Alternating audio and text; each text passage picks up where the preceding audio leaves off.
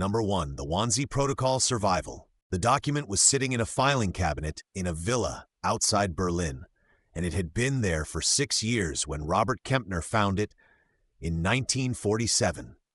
Kempner was a Nuremberg prosecutor working through the seized files of the German Foreign Office, and what he pulled from the cabinet was the only surviving copy of a document that 30 senior Nazi officials had agreed should not survive the war. Martin Luther was the Foreign Office representative at the Wannsee Conference in January of 1942, and his copy survived because Luther himself did not. He fell out of favor with Ribbentrop in 1943, was arrested on internal political charges, and his files were seized rather than destroyed. The bureaucratic machinery that should have burned the document turned on the man who held it instead. The protocol records 15 senior officials sitting in a lakeside villa and coordinating the logistics of the final solution across 11 million people in 20 European countries. It lists them by name, by rank, and by jurisdiction, and records their agreement on methods, timelines, and administrative responsibilities.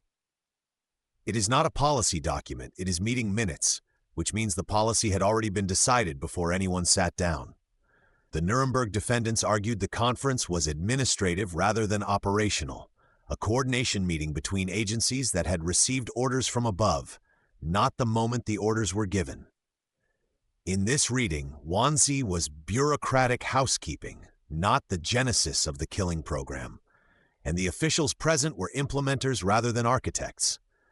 But meeting minutes record what was agreed, not what was ordered, and what was agreed at Wannsee included specific killing methods, specific population estimates broken down by country, and specific jurisdictional responsibilities for each participating agency.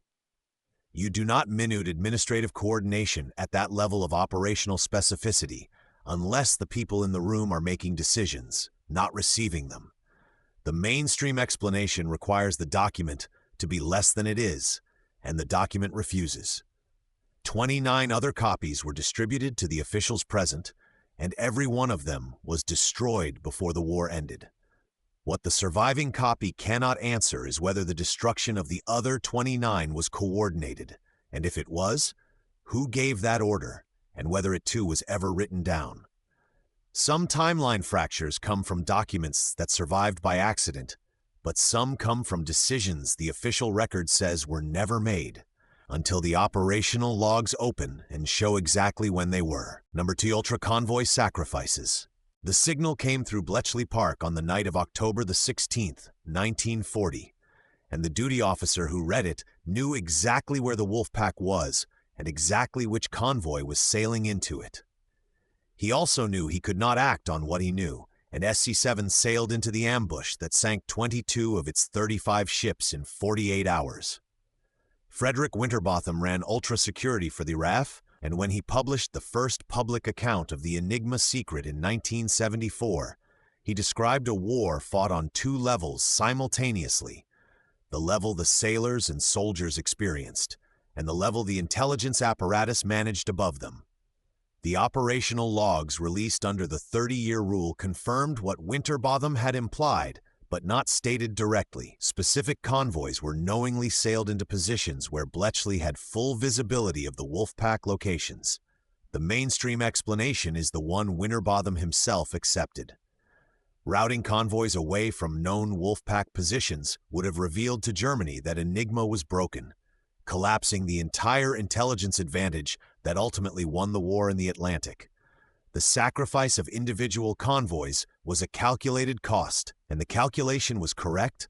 Ultra shortened the war by an estimated 2 years, saving more lives than the convoys lost. The steelman is genuinely reasonable, and the mathematics may even be right. But the Admiralty made the sacrifice calculation inconsistently, and the pattern of which convoys were protected does not map cleanly onto strategic value. Some convoys were rerouted using cover stories, aerial reconnaissance, submarine sightings that gave plausible deniability for the rerouting decision. Others, carrying equivalent cargo and equivalent strategic importance, were not rerouted and were lost. The difference between the protected convoys and the sacrificed ones has not been fully explained by strategic necessity alone, and the operational logs that would clarify the routing decisions for the sacrifice convoys remain partially redacted in the Q archive. What the men of SC-7 never knew, and what their families were never told, was that the signal had come through, that the position of the submarines was known, and that someone had decided not to pass the warning on. Institutional sacrifice of its own people is documented history, but some timeline fractures come from what the official record says happened next, and who it says was responsible. Number 3. The Japanese surrender timeline. This is the central unresolved question of the Pacific War.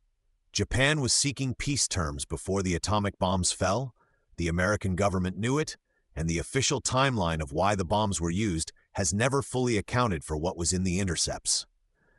In June and July of 1945, Japanese diplomatic cables intercepted by the OSS showed the government in Tokyo making contact through Swedish and Swiss intermediaries, testing whether a negotiated settlement was possible. The cables were decrypted under the MAGIC program and briefed to Truman before the Potsdam Declaration was issued in late July. Kentaro Suzuki, the Japanese Prime Minister, responded to Potsdam with a statement described in translation as mokusatsu, a word whose rendering became the hinge on which 40 years of historical argument turned. The official American position is that mokusatsu meant rejection, that Suzuki's government had dismissed the Potsdam Ultimatum and left no diplomatic alternative to the bombs. The political context supports this reading. Japan's military faction was blocking any unconditional surrender.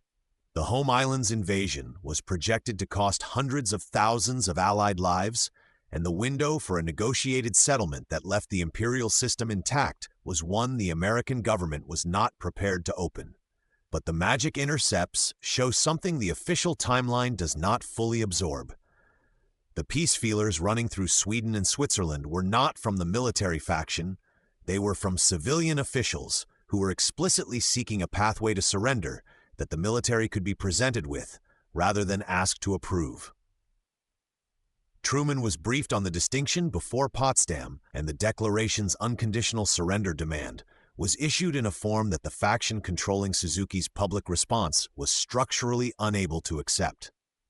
Shumei Okawa, whose translation of mokusatsu shaped the American interpretation, later said the word carried a range of meanings that included withholding comment pending further review, not rejection.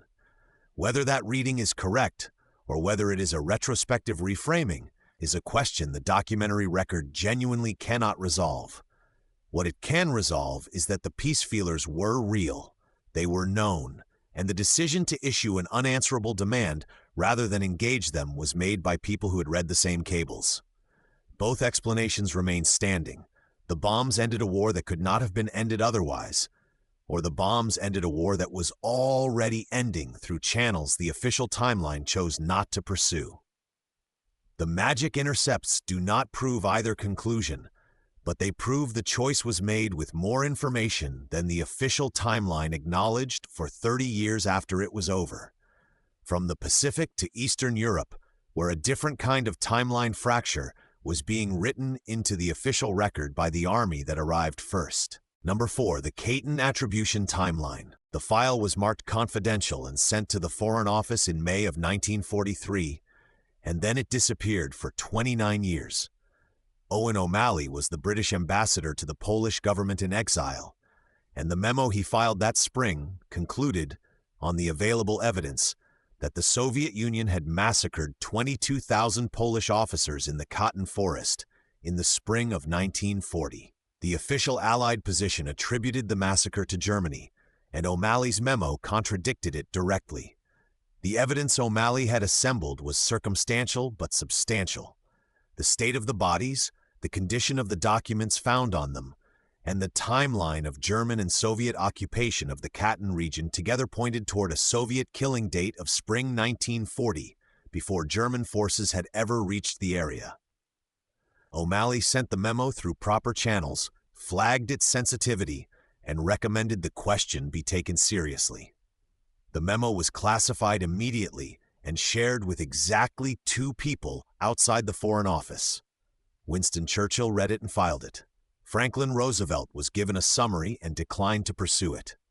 The official Allied position attributing Katyn to Germany was maintained for the remainder of the war and formally endorsed at the Nuremberg trials, where Soviet prosecutors introduced Katyn as a German war crime. The mainstream explanation for the suppression is the one Churchill himself gave privately. Wartime alliance with the Soviet Union required not attributing Katyn to Stalin. The Eastern Front was absorbing the majority of German military force, and breaking the alliance over a war crime would have cost more Allied lives than it could conceivably save.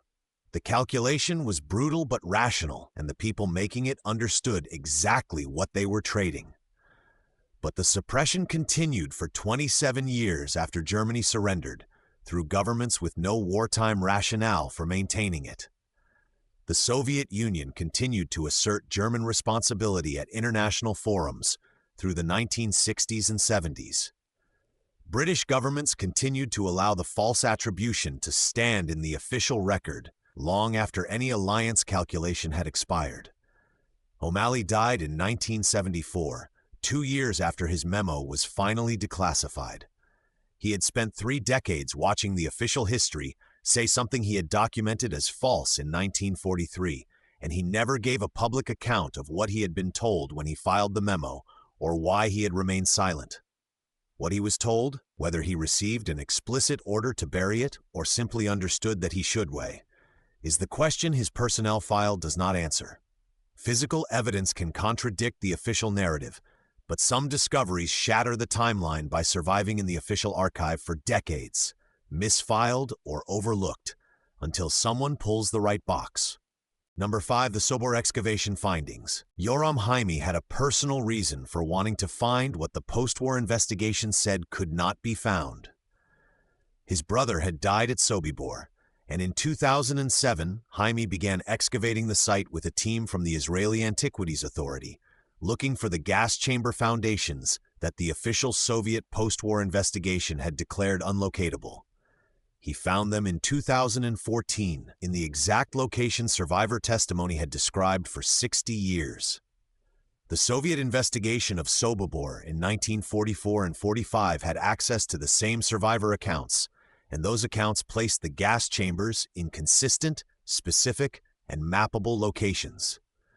The investigation concluded the chambers were unlocatable and the site too disturbed for meaningful physical evidence recovery. For 60 years, the official timeline of Sobibor's killing operation rested on documentary evidence and survivor testimony alone, with no physical corroboration. Jaime's excavation recovered the chamber foundations, along with personal effects, identity documents, jewelry, currency, in a stratigraphic layer whose dating contradicted the official timeline by approximately 6 months.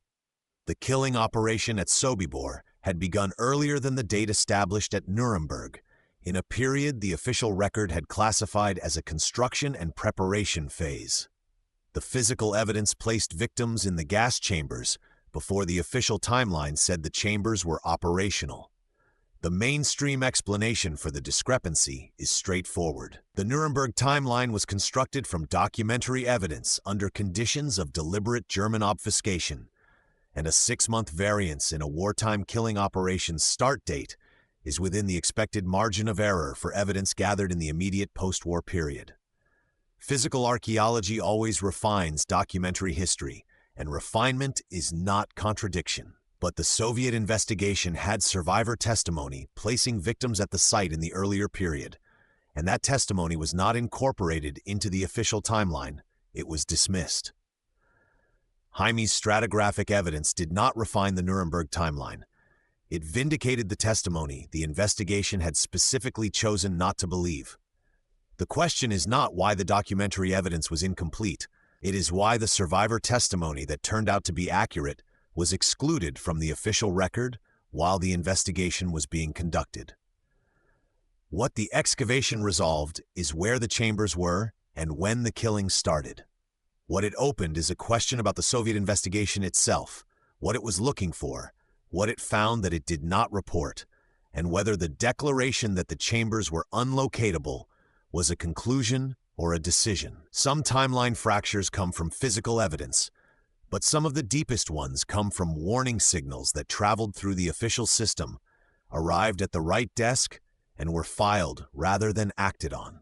Number 6. The Pearl Harbor Warning Timeline. The last piece of the picture arrived in Washington at 9 o'clock on the night of December the 6th, 1941. It was the 14th part of a 14-part diplomatic message from Tokyo to the Japanese embassy, and the duty officer who decoded it understood immediately that it was a termination of negotiations, the kind of message governments send when they have decided to stop talking and start something else. The attack on Pearl Harbor began 14 hours later. Joseph Rochefort ran Station Po, the Navy's signals intelligence unit in Hawaii, and in the weeks before the attack, his team had been tracking the movements of the Japanese carrier fleet through radio traffic analysis. The carriers had gone quiet, deliberate radio silence, but the pattern of support traffic around them implied a strike force moving east across the Pacific. Rochefort filed his analysis and flagged it as indicating an imminent offensive operation in the Hawaiian theater. The Roberts Commission, convened immediately after Pearl Harbor to assign responsibility, concluded that Admiral Husband Kimmel and General Walter Short had failed to act on available warning. Kimmel was relieved of command and spent the rest of his life seeking a court-martial that would give him the opportunity to present his own evidence. He died in 1968 without getting one, and his request for posthumous exoneration was passed by Congress in 2000 but never signed into law. The mainstream explanation for Pearl Harbor's intelligence failure is genuine ambiguity. Japan maintained strict radio silence on the carrier strike force itself, and the diplomatic traffic pointed toward an offensive operation somewhere in the Pacific without specifying the target. Hawaii was one of several possible targets, and warning every installation simultaneously would have been operationally impossible. Kimmel and Short bore command responsibility for a theater that was not at the required readiness level, regardless of what Washington knew. But the Roberts Commission was given access to the diplomatic decrypts and denied access to the signals traffic analysis that Rochefort's unit had produced.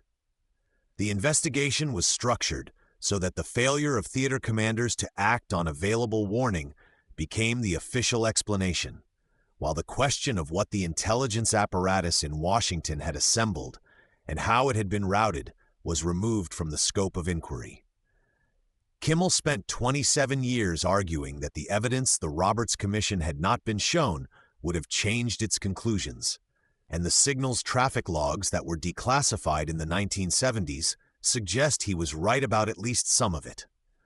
What the declassified traffic resolves is that the warning picture in Washington was more complete than the official timeline of intelligence failure acknowledged. What it does not resolve is whether the routing decision that kept Rochefort's analysis from reaching Pearl Harbor in actionable form was an administrative failure or a deliberate one, and whether the Roberts Commission's restricted access to the evidence was a scoping decision or a structural choice to reach a predetermined conclusion. From a single warning that did not arrive to an entire intelligence program whose existence rewrote the timeline of what was known about Soviet penetration of the American government. Number 7. The Venona Timeline Fracture. You are Meredith Gardner, and it is December of 1946, and you have just read a cable that was sent from New York to Moscow in 1944, and that you are only now able to decrypt. The cable describes the internal structure of a classified American weapons project in technical detail that could only have come from someone working inside it. The codename at the bottom of the cable is Liberal, and Gardner does not yet know whose name it conceals, but he knows the penetration runs deeper and earlier than anyone in Washington has been willing to say out loud. The Venona program had been running since 1943, when Army Signals Intelligence began collecting encrypted Soviet diplomatic cables without yet being able to read them. Gardner's breakthrough in late 1946 began unlocking traffic that had been sitting in the archive for 2 and 3 years, and what emerged from the decryption was a picture of Soviet intelligence penetration that predated the official Cold War timeline by years. The Manhattan Project, the OSS, and the State Department had all been penetrated from the early 1940s, not from the post-war period when the official narrative placed the beginning of Soviet espionage against American institutions. The Venona transcripts were not declassified until 1995, 52 years after the collection began. By the time the American public could read them, the political battles they had shaped, the Rosenberg trial, the Hiss case, the McCarthy period, had already been relitigated and memorialized in a historical framework built without access to the primary evidence. The framework was not wrong in all its conclusions, but it was constructed in a specific direction, and the direction was shaped by what could be admitted to knowing rather than what was actually known. The mainstream explanation for the classification is straightforward. Revealing Venona would have told the Soviet Union that its wartime traffic was being read, closing the intelligence window and burning the sources who were being identified inside Soviet networks. The program's operational value depended entirely on its secrecy, and the political cost of revealing it, the cases that could not be prosecuted, the officials who could not be named, was the price of keeping it running.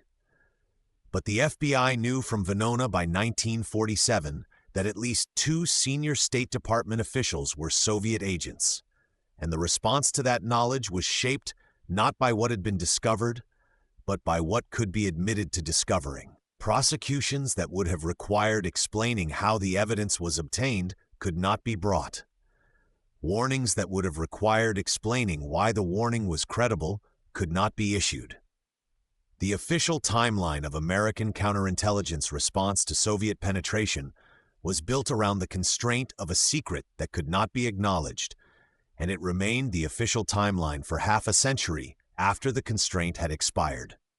What the Venona transcripts resolved in 1995 was that the penetration ran earlier, deeper, and into more senior positions than the official Cold War narrative had acknowledged. What they opened was a question about every political judgment made in Washington between 1947 and 1953 by officials who were reading Venona in the morning and testifying to a different picture in the afternoon. Intelligence failures discovered after the fact reshape one kind of timeline, but some discoveries shatter it by showing that the people writing the history knew it was incomplete while they were writing it. Number 8. The Dutch famine medical records. You are a Dutch physician in the winter of 1944, and you are watching your patients starve in a famine that has a start date, an end date, a geographic boundary, and a German administrator keeping precise records of every calorie distributed inside it. The German occupation authority ran the Dutch food distribution system with bureaucratic exactness, and the records they kept of the famine they administered would turn out to be among the most scientifically valuable documents produced by the entire war. You do not know this yet, and neither does anyone else for the next 25 years. Zena Stein and Mervyn Susser were epidemiologists working in New York in 1970 when they located the Dutch birth and medical records from the hunger winter of 1944 to 45. The records were precise because the Germans had made them precise. Food rations were documented by district, by week, and by population category, giving researchers an unusually clean picture of exactly who had been exposed to severe caloric restriction and when. What Stein and Susser found when they matched the famine exposure records against the birth cohort data was that children born to mothers who had been starving in their first trimester showed measurable differences in health and cognitive outcomes 40 years later. The Dutch medical establishment had possessed these records since 1945. The famine's unusual characteristics, a documented start, a documented end, a geographically bounded population, and a German administration that had recorded its own atrocity with meticulous precision, made it the most controlled natural experiment in human nutrition that had ever existed. The methodology required to extract the long-term findings was not exotic. It was standard epidemiology that had existed for decades. The mainstream explanation for the 25-year delay is scientific rather than political. Long-term cohort studies require sustained funding, institutional infrastructure, and a research question that someone has thought to ask. Nobody had framed the hunger winter as a research opportunity in the immediate post-war period because the priority was rebuilding, not studying, and the generation of researchers who might have asked the question were themselves survivors of the famine. But the famine's precision as a natural experiment was not subtle. It was obvious to anyone with epidemiological training who looked at the records. The records were accessible, the survivor population was identifiable and alive, and the question of long-term nutritional effects on fetal development was an active area of research in the post-war period. The answer to why nobody asked the question until an American team flew to Amsterdam in 1970 is not in the scientific literature, and the Dutch government has never provided a formal account of what it understood the records to contain. What Stein and Susser's study resolved was that severe famine exposure in the first trimester produces intergenerational health effects that persist for at least 4 decades. What it opened was a question about the 30-year delay, what the Dutch government understood the records would show, and whether that understanding shaped the decision to leave them unexamined. From a famine documented by its perpetrators to a massacre documented the same way by the military administration that carried it out, in records that sat unused for 40 years because nobody who controlled the archive wanted to look at them closely. Number 9. The Manila Massacre Documentation. This is the largest urban massacre of the Second World War outside the Eastern Front. 100,000 Filipino civilians killed in the city of Manila between February and March of 1945. And until the 1980s, the official record described it as undisciplined breakdown rather than ordered action.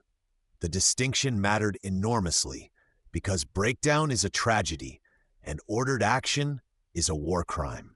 And the legal framework for command responsibility established at Yamashita's trial in 1945 depended on which one it was. Alfonso Aluit spent 20 years locating the Japanese military police records from the Manila garrison, finding them not in a war crimes evidence file, but in the Manila City archives, where they had been sitting since the occupation ended. What the records contained was a contemporaneous documentation of the massacre as it happened. Unit movements, civilian casualty figures, and in the first week of February, a series of requests for authorization sent upward through the chain of command. The requests were logged as received. General Tomoyuki Yamashita was convicted in December of 1945 on a command responsibility standard that was legally unprecedented. The argument that a commander is responsible for atrocities committed by forces nominally under his command, even if he did not order them and was not informed of them. Yamashita's defense argued he had lost communications with the Manila garrison in the final weeks and genuinely did not know about the massacre until it was over. The prosecution did not have access to the military police logs that showed authorization requests moving up the chain of command in the first week of the killing. The mainstream explanation for Yamashita's conviction holds that command responsibility was appropriate regardless of specific orders. A commander who loses control of forces conducting mass atrocity bears responsibility for the conditions that allowed the atrocity to occur, and Yamashita's failure to maintain command cohesion in Manila was itself a command failure. The legal standard established at his trial became the foundation for modern international humanitarian law, and its validity does not depend on whether specific orders were given. But the military police logs document requests for authorization sent upward in the first week of February, and the logs show those requests were received somewhere in the command structure above the garrison. The question of whether Yamashita ordered the massacre has a documentary answer in the authorization chain. Those requests were traveling, and that answer was sitting in the Manila City archives, while his trial was conducted without it. Whether the log's absence from the evidence file was administrative or deliberate is a question nobody with access to the Japanese military archive has formally answered. What Aluit's research resolved is that the massacre was not undisciplined breakdown in its opening phase. It was organized action with an upward authorization chain that can be traced in the garrison's own records. What it opened is a question about why the records were in a city archive rather than a war crimes evidence file, and whether the prosecution that established the most significant legal precedent of the post-war period was conducted with full access to the evidence that existed. A single massacre's documentation fractures one part of the official timeline, But the largest fracture of all runs through the final weeks of the war in Europe, where the official record of unconditional surrender conceals a different set of conversations that were happening simultaneously. The SS Western Peace Negotiations. Walter Schellenberg was the head of SS Foreign Intelligence, and in March of 1945, 6 weeks before Germany surrendered, he was in Bern, Switzerland, meeting with Allen Dulles, the OSS station chief, and proposing a separate peace on the Western Front. The proposal was straightforward. Germany would cease operations against American and British forces, allowing a redeployment of German divisions to the Eastern Front against the Soviet Union. The official Allied position was unconditional surrender, and the official timeline of the war's end says that position held. Count Folke Bernadotte, the Swedish diplomat who carried messages between Schellenberg and the Western Allies, published an account of the negotiations in 1945. The account was dismissed as exaggerated, politically motivated, and inconsistent with the documented Allied commitment to unconditional surrender. Bernadotte died in a Palestinian ambush in 1948, and his account remained a disputed footnote in the official history of the war's end for more than 50 years. The OSS cables declassified in 2001 show a different picture. Dulles reported the initial approach to Washington and continued the conversations. He did not simply document the contact and close it down. He sought and received authorization from Washington to maintain the channel, which means the Schellenberg negotiations were not an intelligence contact that was reported and dismissed, but an active diplomatic channel that the American government chose to keep open for a period of weeks. The mainstream explanation for maintaining the channel is intelligence value rather than diplomatic intent.